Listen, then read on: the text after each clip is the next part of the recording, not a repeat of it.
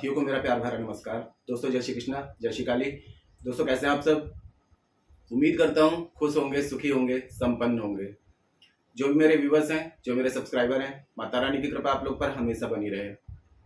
माता रानी आप लोग की सभी मनोकामनाओं को पूरी करें। ब्लेसिंग हमेशा आप लोग के साथ में है। आप लोग जहाँ भी रहें हमेशा स्वस्थ रहें, सुखी रहें, संपन्न रहें, हमेशा पॉजिटिव रहें, सकारात्मक रहें। दोस्तों आज का जो मैं उपाय आपको बता रहा हूँ, कोई भी व्यक्ति इसको बहुत ही आसानी से कर सकता है। धन प्राप्ति के लिए, गरीबी को दूर करने के लिए, कर्ज से मुक्ति के लिए, या फिर आपकी कोई पर्टिकुलर कोई विषय है, कोई इच्छा की पूर्ति के लिए ये प्रयोग बहुत अच्छा काम करता है, बहुत अच्छा रिजल्ट देता है।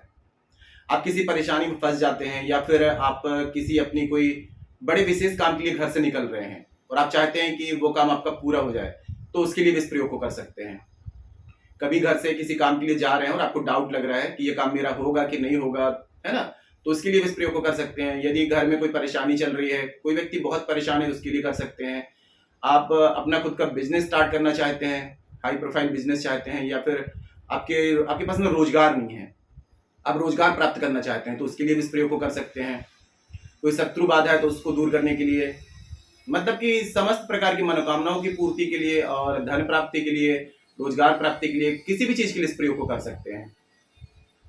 इस प्रयोग को दोस्तों आप किसी भी दिन शुरू कर सकते हैं। कोई भी इस व्यक्ति को प्रयोग को कर सकता है। महिलाएं, वृद्ध, पुरुष, 14 साल के ऊपर कोई भी व्यक्ति इस प्रयोग को कर सकता है। शुद्धि की हालत में करेंगे। ठीक है, आपको करना क्या है, अगर हो सके तो कोई बहती हुई नदी होती है, तालाब होता है, पोखर होता है ना, वहां से आपको एक पत्थर लेकर के आना है। आपको पत्थर नेचुरल यानी कि प्राकृतिक हो। अगर किसी पवित्र स्थान से लेकर के आते हैं तो सबसे बेस्ट है, जैसे कि नदियों से लेकर के आते हैं, कोई नदी हो आसपास या कोई तालाब हो आसपास। ये प्राकृतिक पत्थर होते हैं जो दोस्तों, ये जो होते हैं, आपने सुना होगा कि भगवान तो कण कण में निवास करते हैं और 5 तत्वों में से एक तत्व है पृथ्वी, है ना। पृथ्वी एक तत्व है, तो हम पृथ्वी के एक तत्व के द्वारा, हमारी बॉडी में भी 5 तत्व हैं, तो हम अब 5 तत्वों से यदि कोई चीज मांगी जाए तो वो सीधे डायरेक्ट कहा जाती है कुदरत यानी कि ब्रह्मांड तक। तो हम एक तत्व का प्रयोग करके, एक तरफ से हम अपनी बॉडी का एक तत्व यूज कर रहे हैं, एक एनर्जी यूज कर रहे हैं। तो हो सके दोस्तों ये प्रयोग एक बार जरूर आजमाइएगा, बहुत ही अच्छा रिजल्ट आता है। तो एक पत्थर यदि आपको मिल जाए, पत्थर आपको ऐसा नहीं लेना है कि ईंट वाला ले रहे हैं, नेचुरल, कहीं से टूटा फूटा ना हो, गोल पत्थर हो, जैसे शिवलिंग होता है पिंडी जैसा, ऐसा कोई पत्थर नदी के किनारे से ले आए। और नदी के किनारे अगर नहीं मिल पा रहा है तो कोई खेत वगैरह देख लें, कोई तालाब वगैरह देख लें। मतलब आपको एक पत्थर नेचुरल चाहिए, और यदि नदी जलाशय के किनारे का पत्थर होगा तो बहुत अच्छा होगा। आप कहीं भी जाकर के, आपको भले 10 किलोमीटर 20 किलोमीटर जाना पड़े कहीं पर, लेकिन जाकर के एक पत्थर जरूर ले आए। अगर नदी के किनारे से लाएंगे तो बहुत अच्छा, नहीं तो कोई खेत वगैरह होते हैं वहां पर कोई पत्थर मिल जाए तो वहां से ला सकते हैं। इस पत्थर को आपको घर ले आना है। अगर इसको आप पूर्णिमा के दिन में, त्रयोदशी के दिन में, और शुक्रवार के दिन में या सोमवार के दिन में लाते हैं तो ज्यादा बेस्ट है। नहीं तो आप अर्जेंट नीड है कभी भी ला सकते हैं, ऐसा कोई वो नहीं है, किसी भी दिन लाएंगे तो अच्छा रिजल्ट आता है। इस पत्थर को घर ले आए।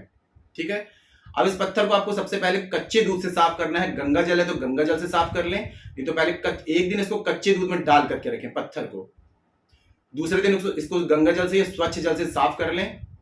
अब कोई कपड़ा हो या कोई आसन हो, ठीक है, या कोई भगवान के निमित्त कोई प्लेट वगैरह हो, तांबे की, पीतल की, तो अपने पूजा स्थान में इसको स्थापित कर दें। और चमेली का तेल और हनुमान जी को जो सिंदूर चढ़ता है, ठीक है, तो चमेली का तेल और अबीर, इन सब का पेस्ट बना के इनको पूरा आपको रंग देना है। ठीक है, पूरा इनको अच्छे से आप रंग देंगे, पूरा इनको ऊपर से इनको पोत देंगे। तो ये एक, इसमें जब ये पूजा करेंगे आप, तो इसमें एक शक्ति आ जाएगी, एक तत्व की शक्ति, यानी कि 5 तत्वों से एक तत्व की शक्ति इसमें समाहित हो जाएगी। अब इसको अपने पूजा स्थान में स्थापित कर दिया। उसके बाद में आपको क्या करना है कि हल्दी, कुमकुम, पुष्प, धूप, दीप और कुछ भोग उनको चढ़ा देना है। सबसे पहले दिया जला दें, उसके बाद में अगरबत्ती लगा दें, पुष्प चढ़ा दें, तिलक लगा दें, और कुछ नैवेद्य में कुछ भी मिश्री वगैरह या ड्राई फ्रूट्स में कुछ, या मिठाई या खीर, जो भी आपको सही लगता है वो उनको भोग लगा दें। और वहां पर उनसे ये प्रार्थना करें कि जो भी आपकी मनोकामना है, आपको गरीबी बहुत ज्यादा है तो आप प्रार्थना करें कि मेरी गरीबी हमेशा के लिए टल जाए, मेरी जिंदगी में धन का आगमन शुरू हो जाए, प्रचुर मात्रा में मेरी जिंदगी में धन आए। कर्ज है तो कर्ज की समस्या मेरी मतलब कर्ज की समस्या से मुझे मुक्ति मिल जाए। आपका व्यवसाय वगैरह नहीं चल रहा है तो आपको ये बोलना है कि मेरा व्यवसाय वगैरह चलने लगे। रोजगार नहीं है तो रोजगार की प्राप्ति हो। अब जो लोग गवर्नमेंट जॉब की तैयारी कर रहे हैं तो उसमें अच्छा रिजल्ट आए, मेरी गवर्नमेंट जॉब मिल जाए मुझे, ऐसी प्रार्थना कर सकते हैं। या जो भी आपकी मनोकामना है, मैं एग्जांपल दे रहा हूं मनोकामना के लिए, या कोई वर्षों से कोई काम रुका हुआ है तो वो काम अपना बोल दे कि मेरा काम पूरा हो जाए, है ना। ये उनसे प्रार्थना कर लें। और नित्य प्रति इनको क्या करना है, आपको धूप बत्ती पूजा करते रहना है इनकी, और इनसे प्रार्थना करनी है कि जो भी आपकी मनोकामना वो पूर्ण हो। और अगर एक मन्नत मान लेनी है कि दोस्तों ये प्रयोग जो बता रहा हूं, आप लोगों ने पहले के जमाने के लोगों को देखा होगा कि छोटे छोटे से पत्थर उनके घर के आंगन में, जो घर के बाहर कुछ ऐसा चबूतरा जैसा बना करके उसमें छोटे छोटे पत्थर रख देते थे, बोलते थे शिवलिंग है ना, कि हम शिव जी की पूजा कर रहे हैं। तो ये क्या होते थे, उनको ये टोटके कहलाते थे, एक तत्व का टोटका कहलाता था। तो ये बहुत प्राचीन जानकारी है ज्योतिष शास्त्र की। पूर्ण जानकारी ना होने के कारण उन लोग क्या करते थे, सिर्फ पत्थर ला करके स्थापित कर देते थे शिवलिंग है। लेकिन इसको किस विधि से करना चाहिए जिससे मनोकामना की पूर्ति हो, ये जानकारी पहले के लोगों को नहीं थी। लेकिन इस शास्त्रों में वर्णित है, ये ज्योतिष शास्त्र में इसका पूर्ण रूप से वर्णन किया गया है कि इस तरीके से यदि प्रयोग किए जाए तो बड़ी से बड़ी मनोकामनाओं की पूर्ति होती है और हर कार्य में सफलता मिलती है। तो इनको आप एक मन्नत मांगे कि अगर आपका ये कार्य पूर्ण हो जाएगा तो आप इनको किस विधि से पूजा करेंगे, है ना, कि पंच मेवा से और या फिर पंचामृत से इनकी पूजा करेंगे। इनको 7 दिन तक पंचामृत से स्नान कराएंगे, है ना, या फिर घी से आप स्नान कराएंगे, या कच्चे दूध से 7 दिन स्नान कराएंगे, या शहद से 7 दिन स्नान कराएंगे। ऐसी कोई मन्नत मान ले, है ना, कि जब मेरी एक मनोकामना पूर्ण होगी तो मैं आपको इस विधि से पूजा करूंगा, या फिर शहद से, घी से, सब चीज से मैं आपको स्नान कराऊंगा 7 दिन, 11 दिन, 21 दिन, ऐसी इनसे एक मन्नत मान ले और नित्य प्रति इनकी पूजा किया करें, है ना। तो आप देखेंगे कुछ ही दिनों में आपकी जिंदगी में जो भी चीज आप पाना चाह रहे हैं वो चीजें अट्रैक्ट होना शुरू हो जाएंगी, आपकी जिंदगी में आना शुरू हो जाएंगी। और जब आपकी मनोकामना पूर्ण हो जाती है तो उसके बाद में आपने जो कहा था, मन्नत मांगी थी, वो मन्नत पूरी कर दीजिए आप।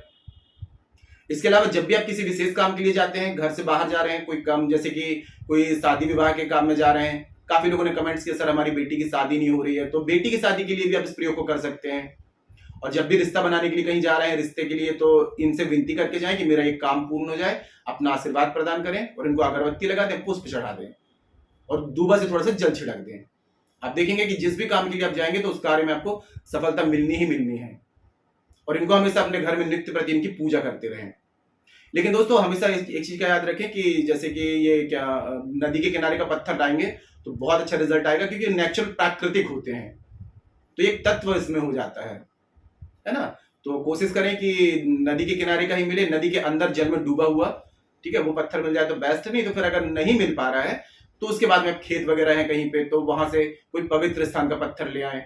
और वो भी नहीं हो पा रहा है तो किसी मंदिर में, जो बहुत प्राचीन मंदिर हो जहां हमेशा पूजा पाठ होती है विधि विधान से, वहां का कोई पत्थर ले आए, ये कर सकते हैं आप, है ना। तो आज के लिए इतना ही दोस्तों।